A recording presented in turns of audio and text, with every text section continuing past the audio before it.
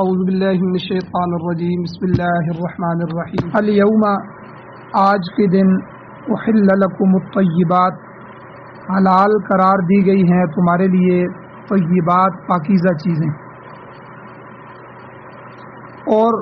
حلال قرار دیا گیا ہے وطعام الذین ان لوگوں کا کھانا اوت الکتاب جن کو کتاب دی گئی، یعنی اہل کتاب یہود و نصارہ، ان کا کھانا بھی حل لکم تمہارے لیے حلال ہے، اور اس کے علاوہ وطعامکم تمہارا کھانا حل لہم ان لوگوں کے لیے حلال ہے۔ والمحصنات من المؤمنات، اور اسی طرح حلال قرار دی گئی ہیں تمہارے لیے پاک دامن عورتیں من المؤمنات ایمان والی عورتوں میں سے، مومنہ عورتوں میں سے پاک دامنہ عورتیں تمہارے لیے حلال قرار دی گئی ہیں۔ والمحصنات من الذین، اور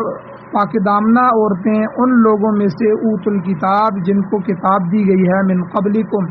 تم سے پہلے، وہ بھی تمہارے لیے حلال قرار دی گئی ہیں۔ کب؟ اذا جب آتیتموہن اجورہن، جب تم دو ان عورتوں کو ان کا مہر، یعنی مہر دے کے نکاح کر کے تم لاؤ تو تمہارے لیے جائز ہے۔ محسنین، کہ تم قید نکاح میں لانے والے ہو، یعنی ان کو نکاح کے اندر قید کرنے والے ہو، غیر مصافحین، اور نہ صرف مستی نکالنے والے ہو، ولا متخذی اخدان، اور نہ پوشیدہ طور پر دوستی کرنے والے ہو۔ ومن یکفر بالایمان، اور جو شخص کفر کرے گا ایمان کے ساتھ، فقد حبط عملہ، پس بے شک اس کا عمل ضائع ہو گیا، وہو فی الآخرۃ من الخاسرین، اور وہ آخرت میں نقصان اٹھانے والوں میں سے ہوگا۔ سورۃ المائدہ قرآن مجید کی 5ویں سورت ہے اور 6واں سپارہ ہے۔ اس کی آیت نمبر 5 آپ کے سامنے تلاوت ہوئی، آپ نے اس کا ترجمہ سماعت فرمایا۔ سب سے پہلے ربط آیات ہیں کہ اس آیت کا پچھلی آیات کے ساتھ کیا تعلق ہے۔ گزشتہ دروس میں اہل ایمان کے لیے حرام شدہ اشیاء کا ذکر ہوا، جو چیزیں ان پر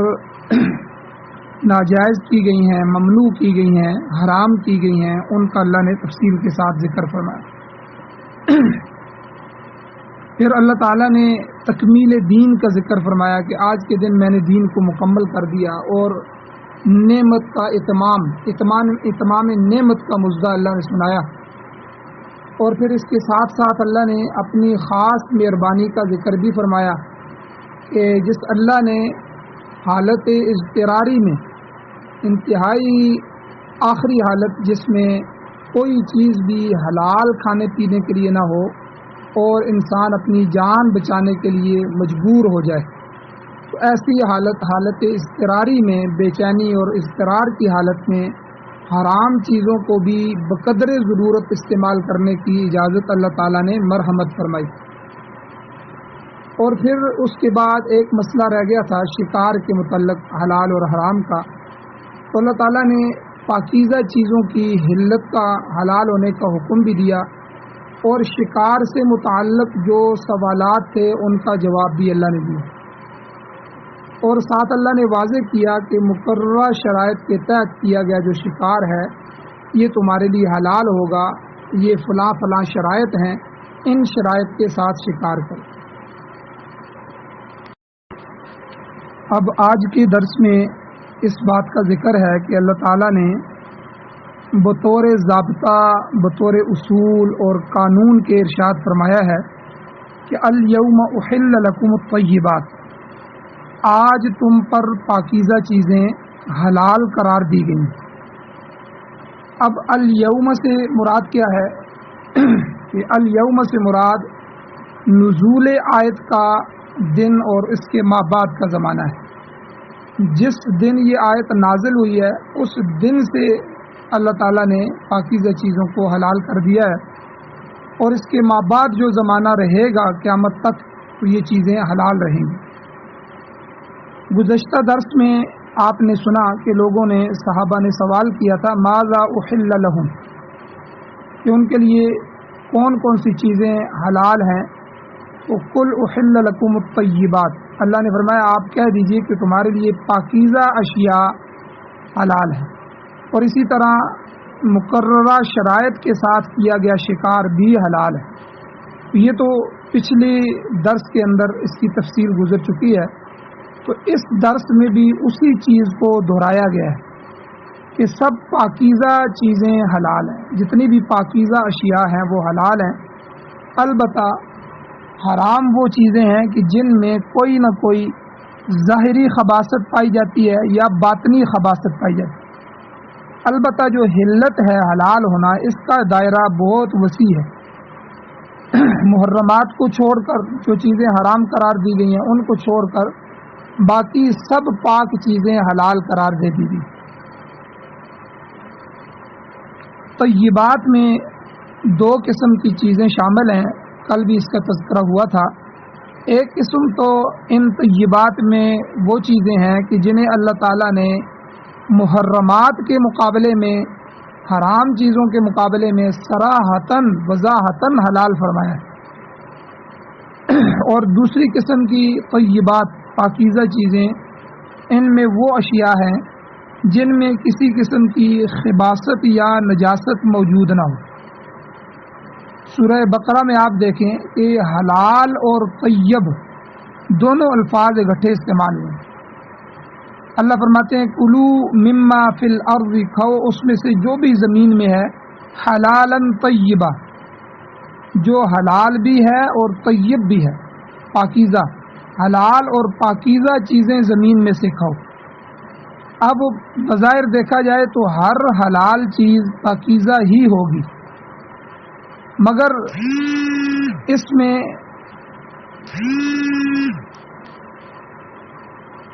مگر آپ دیکھیں گے تو ان دونوں میں فرق ہوگا. حلال اور طیب میں باریک سا ایک درجے کا فرق ہے.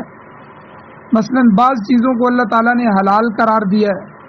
مگر وہ اپنے اندرونی خباثت کی وجہ سے ایک مسلمان کے لیے جائز نہیں ہوتی. جیسے مثلا ایک شخص نے ایک بکری کو شرعی طریقے سے ذبح کیا، شریعت نے جس طرح اجازت دی حلال طریقے سے ذبح کیا ہے. اب اس کے لیے تو یہ قطعاً حلال ہے، کیونکہ اس نے ذبح کیا ہے، اس کے لیے اس کی بکری تھی اور حلال تھی. مگر جو شخص وہی گوشت چوری کر کے لے جائے، اس نے بکری کو ذبح کیا، گوشت بنایا، اور ایک بندہ آیا اور اس نے وہ گوشت چوری کر لیا. اب اس چور کے لیے وہ طیب چیز بھی حلال نہیں رہے گی، حرام ہو جائے گی. اس چور کے لیے چوری کی وجہ سے کہ اس نے اس کو چوری کیا، کیونکہ اس میں غیر کا حق غصب کیا گیا ہے، ایک غیر کے حق پر ڈاکہ ڈالا گیا. تو اس ارتکاب سرقہ کی وجہ سے، چوری کے ارتکاب کی وجہ سے اس میں باطنی خباثت پیدا ہو گئی ہے، لہذا یہ طیب چیز بھی حرام ہوگی. اسی پر آپ قیاس کرتے ہوئے ناجائز طریقے سے حاصل کی گئی ہر قسم کی چیز جو ہے وہ حرام ہوگی. اگرچہ وہ اپنی ذات کے اعتبار سے حلال ہے، لیکن ناجائز طریقے سے حاصل کرنے کی وجہ سے وہ حرام ہو جائے گی. بعض اوقات آپ دیکھیں کہ سالن ہے جس کو ہم کھاتے ہیں، یا کوئی دوسری چیز ہوتی ہے جو باسی ہو جاتی ہے اور اس میں سے بدبو آنے لگتی ہے. اگرچہ یہ سالن فی نفس ہی حلال ہے، کوئی استعمال کرے تو حلال ہے، لیکن اپنے اندر پیدا شدہ جو خرابی ہو جاتی ہے، اس کے اندر بدبو پیدا ہو جاتی ہے، نقصان پیدا ہو جاتا ہے، اس خرابی کی بنا پر یہ مکروہ تحریمی ہو جاتا ہے. گویا کہ حلال اور طیب میں یہ خفیف سا فرق ہے کہ بعض چیزیں حلال ہوتی ہیں لیکن طیب نہیں رہتی، جس طرح یہاں میں نے مثالیں ذکر فرمائی. اور فرمایا اللہ تعالیٰ نے آگے نیا مسئلہ کہ پاکیزہ چیزیں حلال ہیں اور ان کے علاوہ کیا حلال ہے، ان کو بھی اللہ تعالیٰ نے یہاں ذکر فرمایا. وَطَعَامُ الَّذِينَ أُوتُوا الْكِتَابَ حِلٌّ لَكُمْ، کہ اہل کتاب یعنی یہود و نصارہ کا کھانا بھی تمہارے لیے حلال کیا گیا ہے. صحابہ اکرام سے اور جو مفسرین اکرام ہیں ان سے منقول ہے کہ یہاں پر طعام سے مراد عام کھانا نہیں ہے، کیونکہ یاد رکھیں مسئلہ کہ عام کھانا تو غیر مسلم کے ہاتھ کا بھی جائز ہے، ہندو ہے، سکھ ہے، بدھ مت ہے، یا دنیا کی یہود و نصارہ اہل کتاب کے علاوہ جتنے بھی کافر لوگ ہیں ان کا کھانا بھی جائز ہے۔ تو اس میں اہل کتاب کی تخصیص کی کوئی ضرورت نہیں ہے، خاص انہیں کو کہا گیا ہو۔ تو پھر یہاں پر کھانے سے کیا مراد ہے؟ تو یہاں پر طعام سے مراد ذبیحہ ہے، یعنی اہل کتاب کا ذبح شدہ جانور بھی اہل ایمان پر حلال ہے، لیکن اس میں شرط یہ ہے کہ بشرطے کہ ذبح کرتے وقت اس یہودی یا عیسائی نے اس جانور پر اللہ کا نام لیا ہو،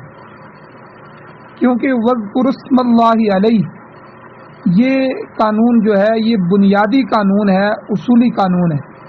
مسلمان کے لیے بھی ضروری ہے کہ وہ اللہ کا نام لے، اسی طرح اہل کتاب کے لیے بھی ضروری ہے کہ وہ جس جانور کو ذبح کر رہا ہے اس پر اللہ کا نام لے۔ لیکن یاد رکھیں کہ اگر اہل کتاب نے، یہودی یا عیسائی نے بوقت ذبح کرتے وقت جانور پر حضرت مسیح علیہ السلام کا نام دیا، عیسیٰ علیہ السلام کا نام دیا، یا عزیر علیہ السلام کا نام دیا گیا، یا کسی بھی غیر اللہ کا نام لیا گیا، تو ایسا ذبیحہ یہ حرام ہوگا، حلال نہیں ہوگا۔ بلکہ یہاں یہ بھی مسئلہ سمجھ لیں، جیسے پیچھے وضاحت کے ساتھ گزرا ہے کہ ایمان والا بھی اگر غیر اللہ کے نام پر ذبح کرے گا، کسی نبی، کسی ولی، کسی پیر، کسی درگاہ اور کسی جو ہے شخصیت کے بارے میں اللہ کے غیر کے لیے اس کا نام لے کے ذبح کرے گا، تو مومن اور ایمان والے کا، کلمہ پڑھنے والے کا ذبیحہ بھی حرام ہو جائے گا۔ اس لیے یہ شرط اصولی شرط ہے، یہ بطور قانون کے ہے کہ اللہ نے فرمایا وَاذْكُرُوا اسْمَ اللَّهِ عَلَيْهِ کہ آپ جو ذبح کر رہے ہو تو اس پر اللہ کا نام بھی لو۔ لیکن یہ بات بھی یاد رکھیں کہ ابھی تقریباً دنیا میں جتنے بھی یہودی اور عیسائی ہیں ان میں سے کوئی بھی اہل کتاب نہیں ہے، اپنی کتاب کے ساتھ متفق نہیں، یعنی اصلی یہودی یا عیسائی باقی نہیں رہے، تقریباً سب کے سب بے دین قسم کے ہو گئے ہیں، دیریے بن گئے ہیں، جو سائنس کو خدا مانتے ہیں، نیچر کو، قدرت کو، فطرت کو خدا مانتے ہیں، لبرل قسم کے لوگ پیدا ہو گئے ہیں اور مذہب سے بیزار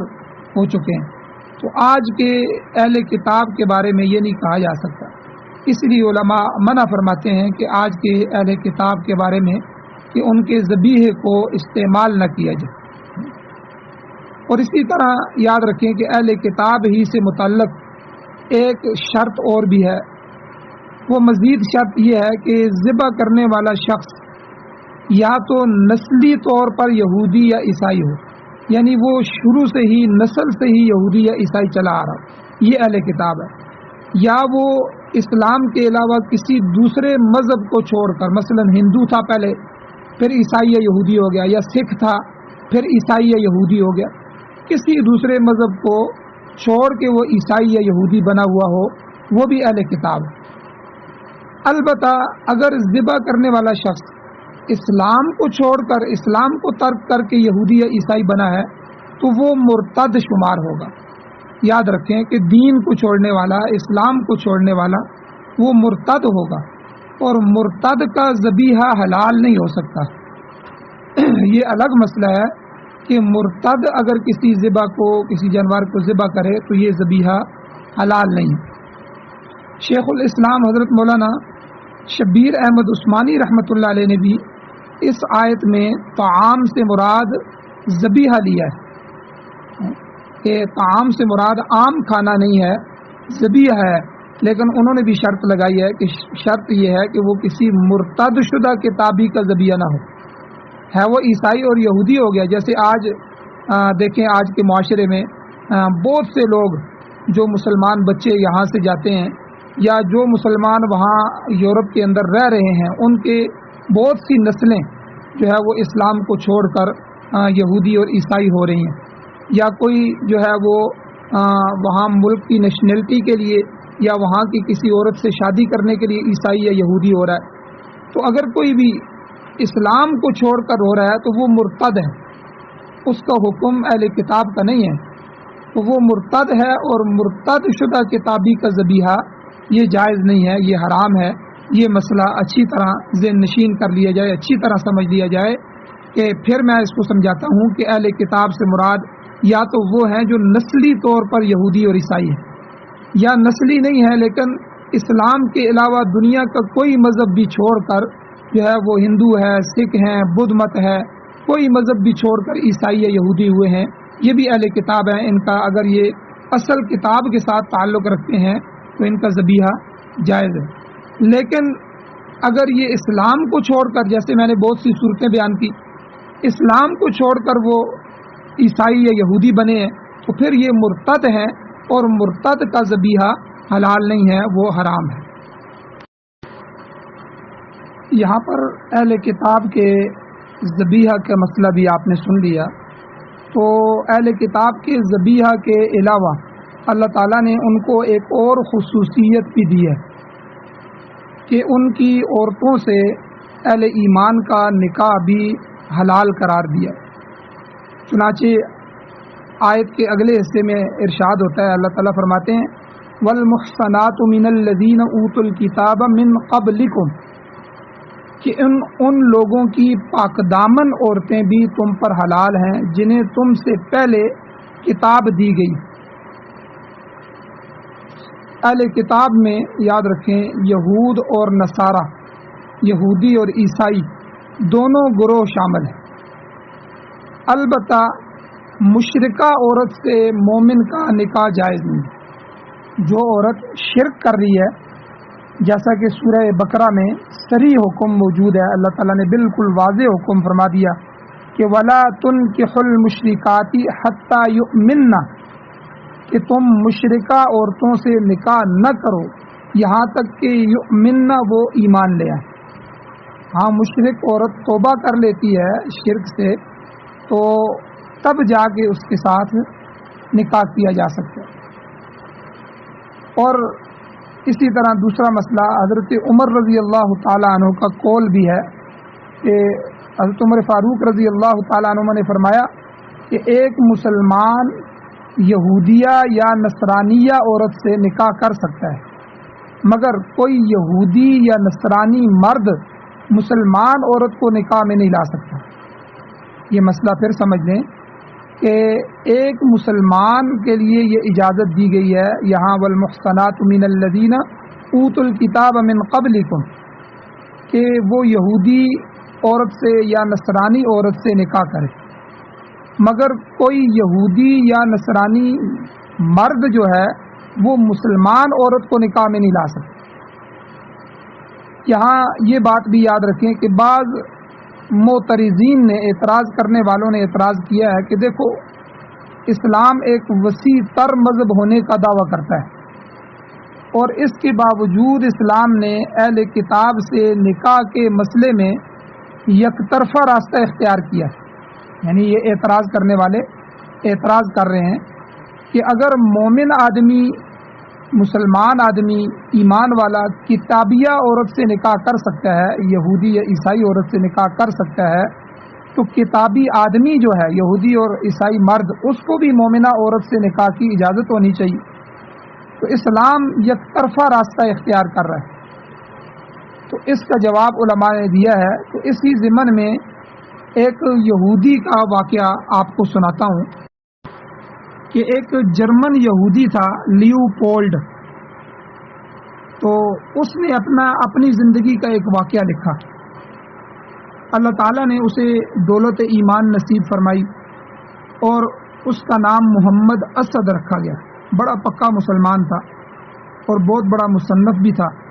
اس نے پہلی جنگ عظیم کے بعد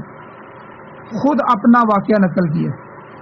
کہتا ہے وہ فلسطین اور شام کے علاقے میں ریل پر سفر کر رہا تھا، ریل پر کہیں جا رہا تھا، تو دوران سفر اس کا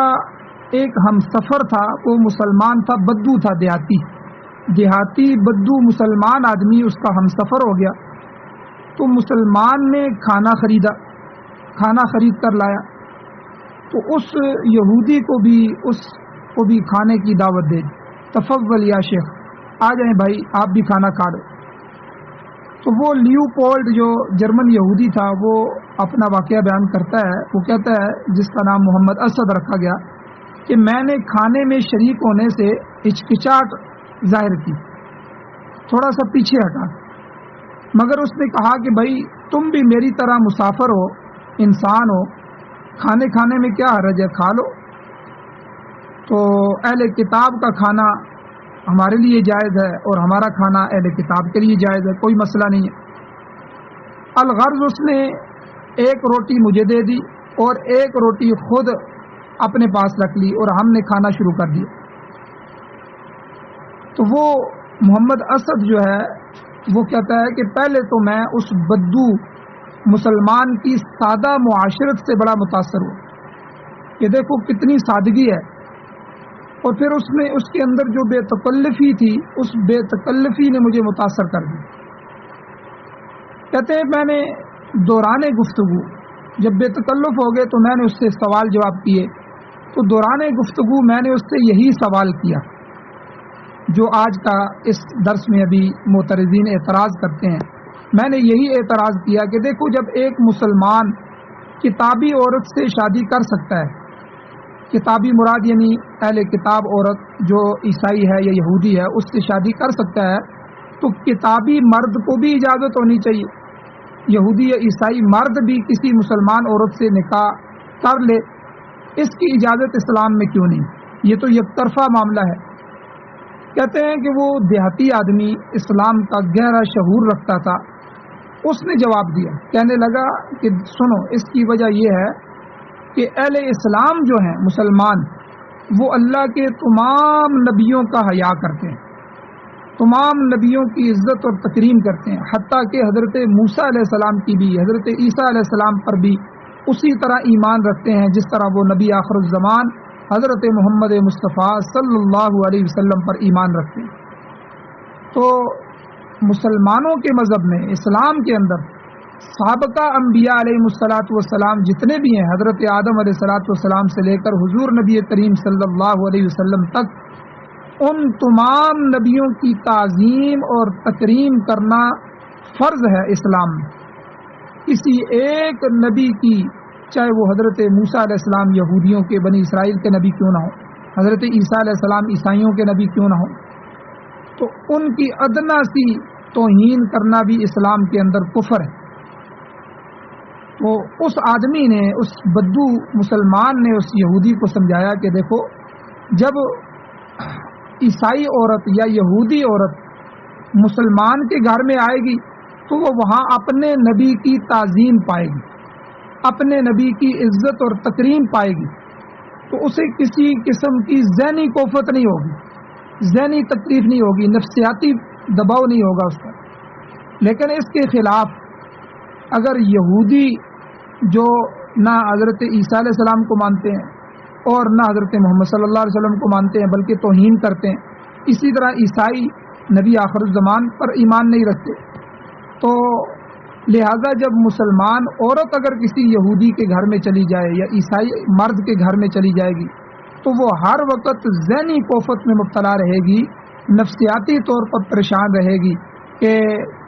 میں کدھر آ گئی ہوں، چونکہ اس کے سامنے حضور نبی کریم صلی اللہ علیہ وسلم کی تعظیم نہیں کی جائے گی بلکہ اس کی بجائے توہین کی جائے گی۔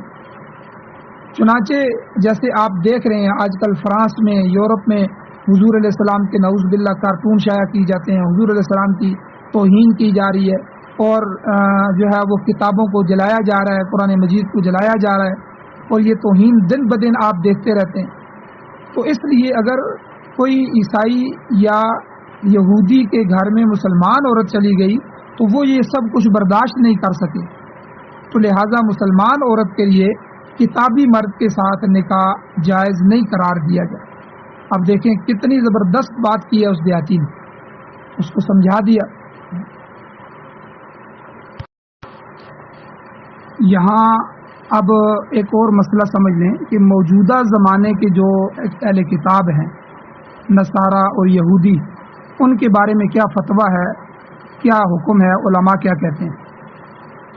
یہ بات قابل ذکر ہے، یاد رکھیں کہ موجودہ زمانے کے جو نصارہ ہیں، عیسائی ہیں، یہودی ہیں، برائے نام وہ اہل کتاب ہیں، ان کی اکثریت جو ہے وہ نہ کسی مذہب کی قائل ہے، نہ آسمانی کتاب کی تورات اور انجیل وغیرہ کی قائل ہے، نہ ہی وہ اللہ تعالیٰ کے قائل ہیں۔ یہ لبرل اور دہریے قسم کے لوگ ہیں، لہذا یہ صحیح معنوں میں اہل کتاب کی تعریف میں نہیں آتے۔ اس لیے فتویٰ اور مسئلہ یہ ہے کہ نہ تو ان کا ذبیحہ مسلمانوں کے لیے حلال ہے اور نہ ان کی عورتوں سے نکاح جائز ہے۔ اہل اسلام کو، مسلمانوں کو اس معاملے میں محتاط رہنا چاہیے۔ ہمارے بہت سے لوگ جو ہے وہ یورپ کے اندر جا رہے ہیں اور وہاں جا کے جو ہے وہ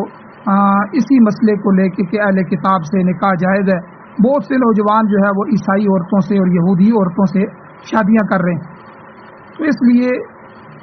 آج کے زمانے کے اہل کتاب وہ اہل کتاب نہیں ہے۔